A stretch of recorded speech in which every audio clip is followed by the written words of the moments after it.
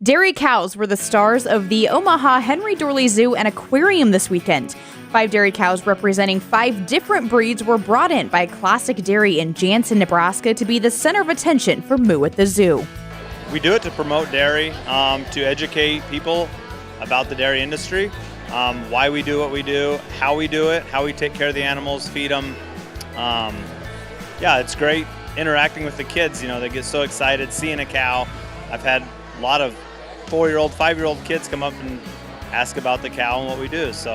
Now, as Adam was visiting with zoogoers, he got to answer a lot of questions about dairy cows. Some of them, they wonder why they're so thin. A dairy cow is thin because they're not a beef cow. They're not used for meat as much. Their bodies work to produce milk, which none of these cows here are producing milk.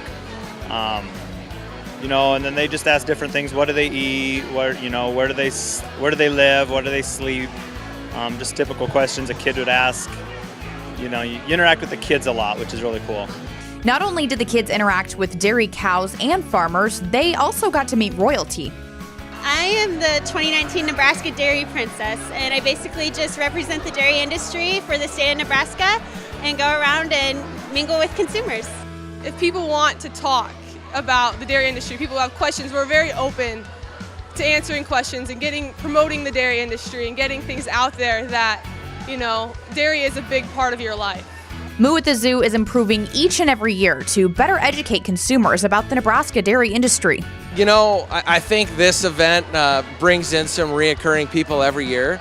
We've also heard from people that it's an amazing event and they come back every year specifically for Moo at the Zoo. So I think we really need to hang our hat on that and make sure that we keep coming here.